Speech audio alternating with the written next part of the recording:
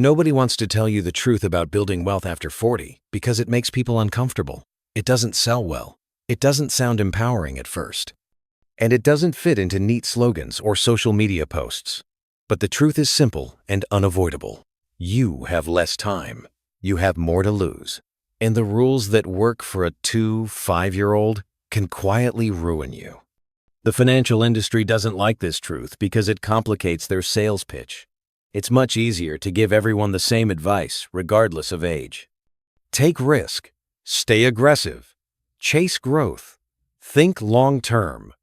Those phrases sound responsible, sophisticated, even wise. But they ignore the most important variable in all of finance: time. A 5-year-old and a 5-year-old are not playing the same game, even if they invest in the same assets. The numbers might look similar on paper, but the consequences are wildly different.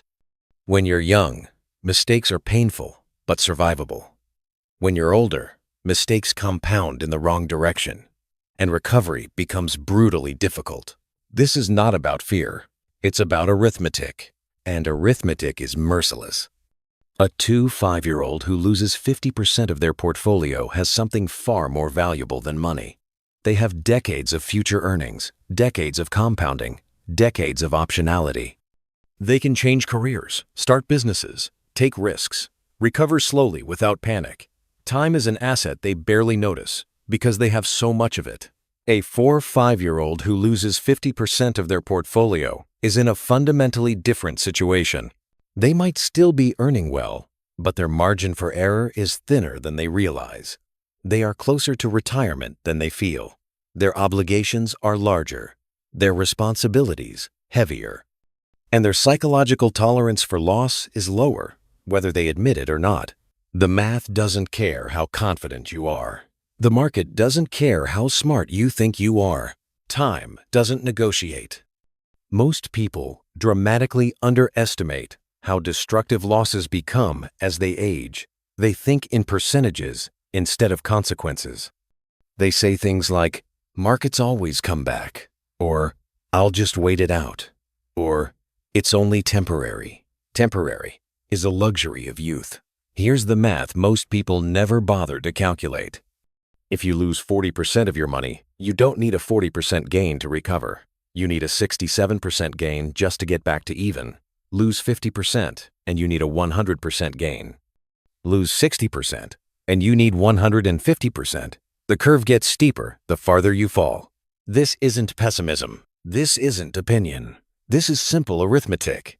And arithmetic punishes large losses exponentially. The younger you are, the more time you have to let compounding work its way out of a hole. The older you are, the more devastating every interruption becomes. After 40, you don't just lose money when you make a big mistake. You lose years, sometimes decades. That's why the most important shift after 40 is not becoming more aggressive or more clever. It's becoming more defensive in the right ways. Not defensive out of fear, but defensive out of respect for math. The biggest mistake people make after 40 is trying to play the same game they played at 25, just louder and faster. They chase returns harder. They speculate more aggressively. They take risks they don't fully understand because they feel behind and want to catch up. That instinct destroys more wealth than bad luck ever could. There's a sentence that sounds simple but contains enormous wisdom. Stop trying to be brilliant and start trying to avoid being stupid. Most people hear that and think it means being conservative or timid. It doesn't. It means recognizing that success in investing and wealth building is less about doing extraordinary things and more about not doing catastrophic things. This is where compounding really lives. Compounding is not just about earning returns. It's about not interrupting the process. The first rule of compounding is not maximizing returns. It's avoiding unnecessary breaks. And people interrupt compounding constantly without realizing it. They panic sell when markets fall. They chase hot investments when markets rise. They pull money out to buy depreciating things they don't need. They borrow money to accelerate gains and end up accelerating losses. They abandon sound strategies because they're bored, scared, or impatient.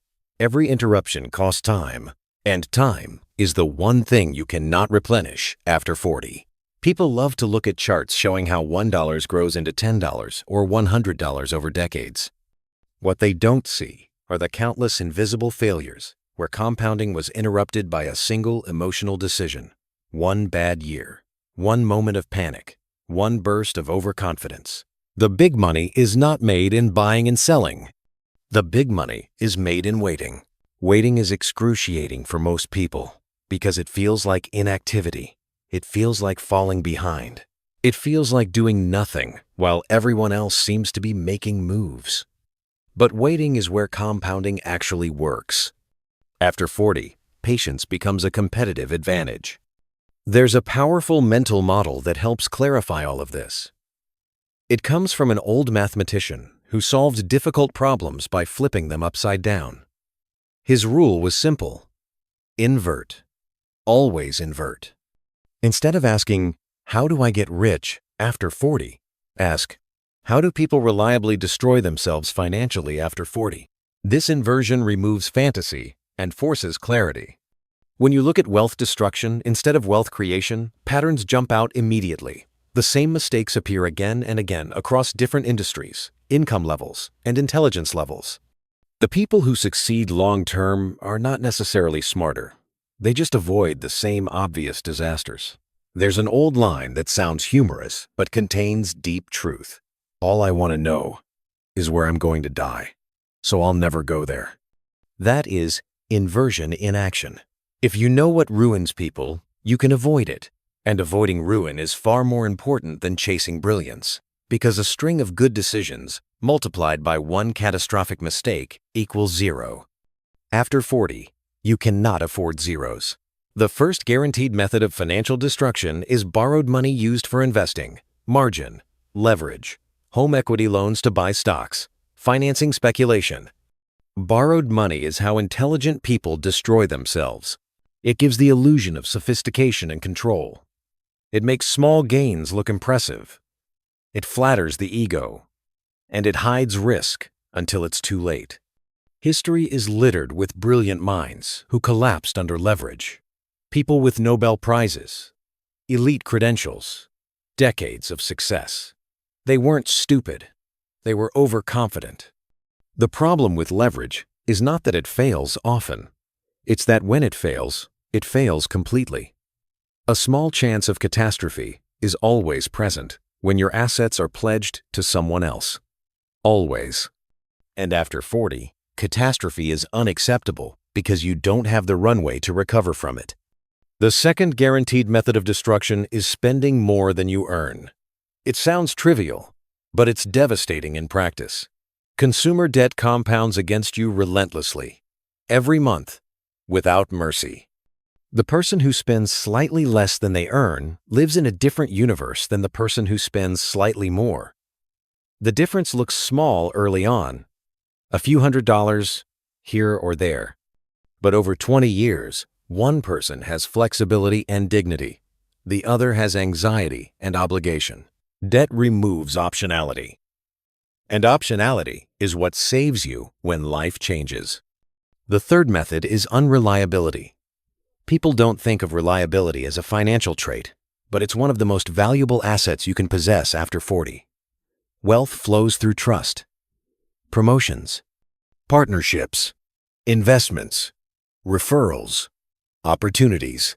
Unreliable people burn bridges constantly and then wonder why opportunities dry up. After 40, you don't have time to keep rebuilding trust from scratch. Compound trust is just as real as compound interest. The fourth method is refusing to learn. This is the silent killer. People assume that what worked before will keep working. They stop reading, stop studying, stop adapting. The world does not care what used to work. Skills decay.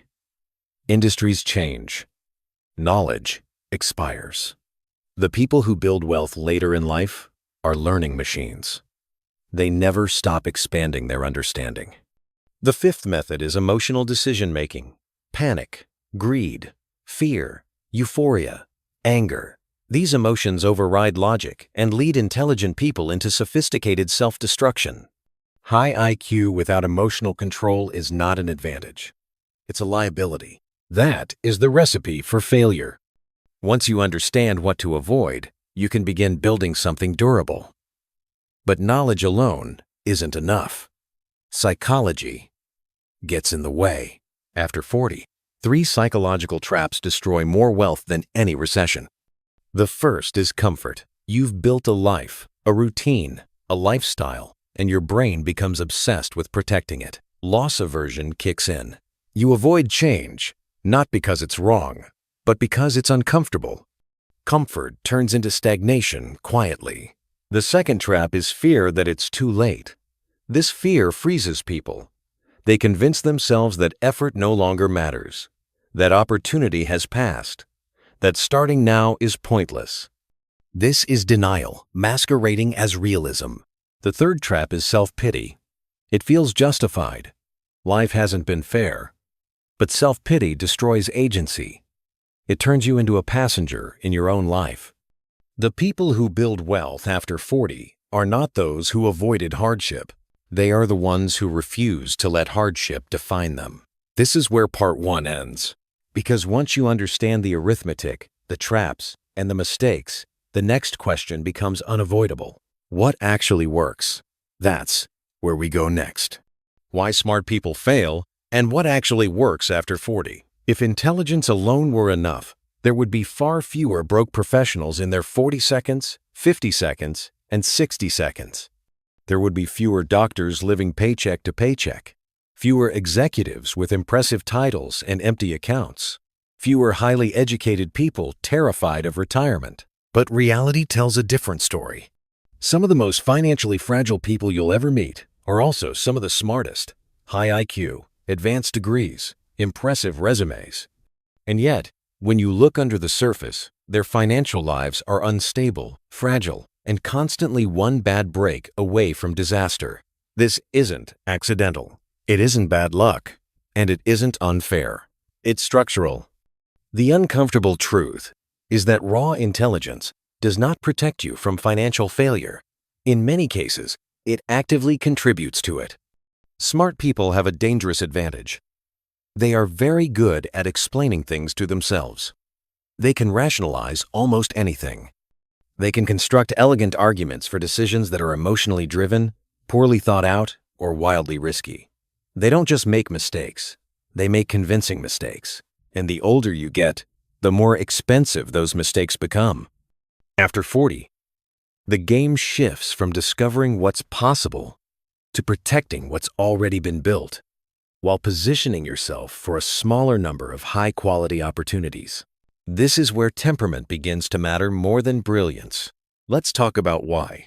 Intelligence is not the edge you think it is.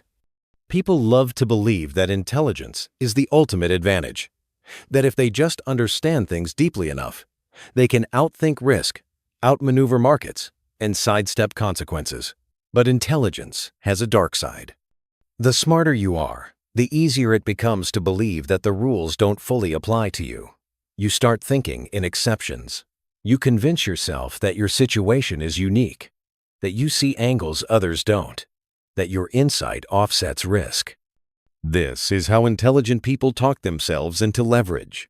This is how they wander outside their competence.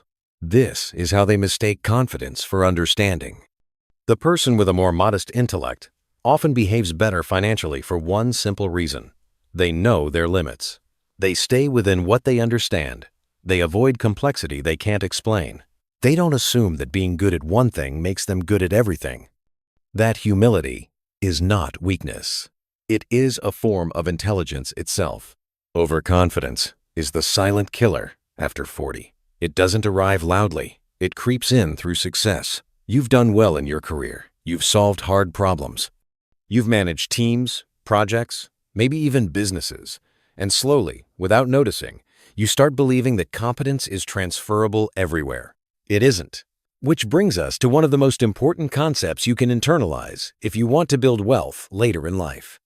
The circle of competence. Every person has a circle of competence.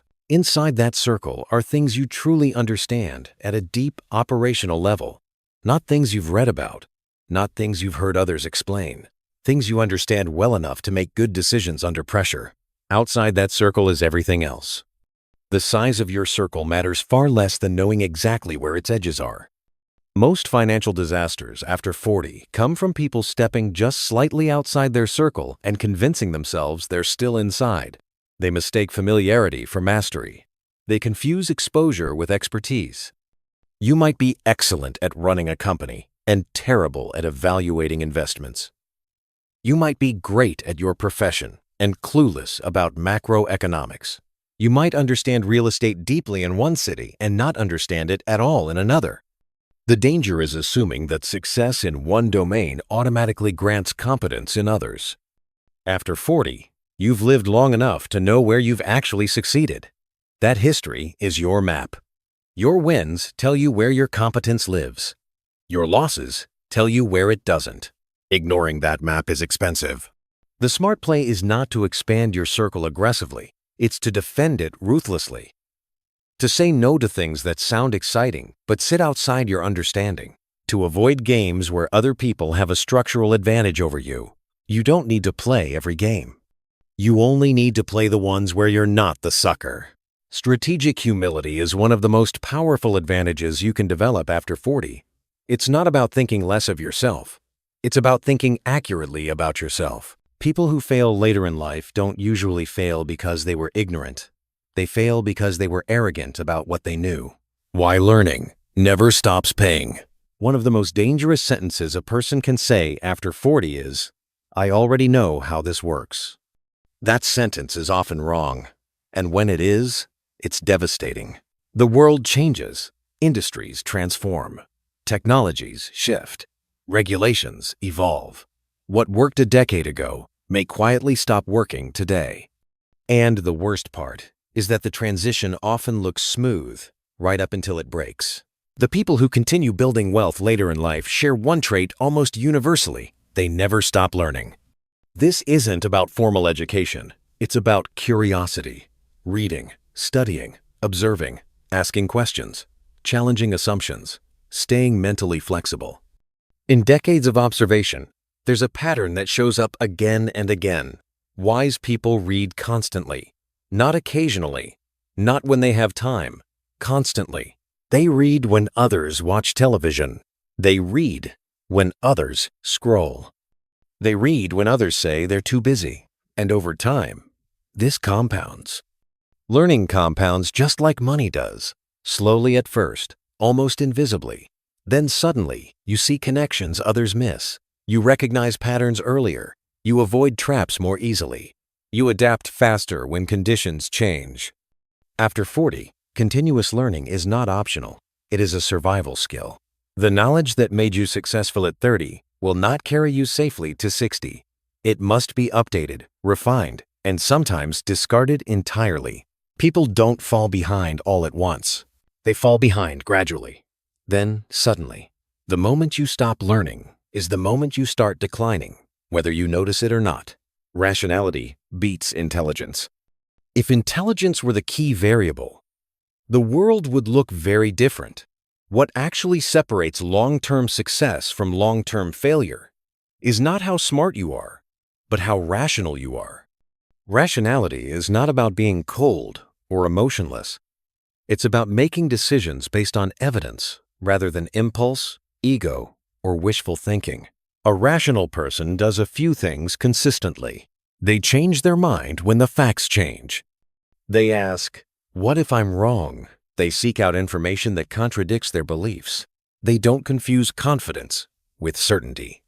Most people are not rational. They are rationalizers. They decide what they want to believe and then assemble arguments to support it. They don't examine ideas. They defend them. This is especially dangerous after 40 because the stakes are higher. Mistakes are larger. Recovery time is shorter. There's a brutal but useful standard you should adopt. You are not entitled to an opinion unless you can explain the opposing argument better than the people who believe it. Almost nobody meets this standard, but the people who do make fewer catastrophic errors. Rationality protects you from your own mind. It forces you to confront uncomfortable truths before reality does it for you. And reality is far less gentle. Temperament is the real moat. Plenty of people understand what they should do financially. Very few can actually do it. Why? Because knowing the right thing and doing the right thing are not the same skill. Temperament matters more than intelligence once the basics are understood. Patience, discipline, emotional control, the ability to endure boredom, fear, and uncertainty without acting stupidly. Markets test temperament constantly. They punish impatience. They reward restraint. They lure people into action when action is the worst possible response. The worst financial decisions are rarely made because someone didn't know better. They're made because someone couldn't control themselves. Panic during downturns, euphoria during booms, anger after losses, greed after wins. High IQ combined with poor emotional control is not a strength. It's a weapon turned inward. After 40, emotional mistakes become extremely expensive because they tend to be large and irreversible. You don't just lose money, you lose confidence. You lose trust in your own judgment. You hesitate more. You second-guess everything. That psychological damage can be worse than the financial loss. The value of a temple of shame. Almost no one does this, and almost everyone should. Create a written record of your biggest mistakes. Not your failures that were unavoidable. Your stupid mistakes. The ones driven by ego, emotion, impatience, or overconfidence. If this message resonated with you, it's because you already know most of it is true. Nothing here was magic. Nothing was secret. It was just arithmetic, discipline, and honesty, applied over time. Most people don't fail financially because they lack intelligence. They fail because they refuse to confront uncomfortable truths, because they keep repeating the same mistakes, and because they confuse activity with progress. If you're over 40 and still listening, that already puts you ahead of most people. It means you're willing to think long-term, to be uncomfortable for a moment, so you don't have to be desperate later. This channel exists for people who want reality, not hype. Principles, not promises. Long-term thinking in a short-term world. If you found value here, please take a moment to like this video. It helps this message reach others who need it. And if you want more content like this, calm, rational, and grounded in real-world experience, subscribe to the channel. New videos are released regularly, focused on building wealth, discipline, and clarity over the long run. Take care of your future self. They're depending on you.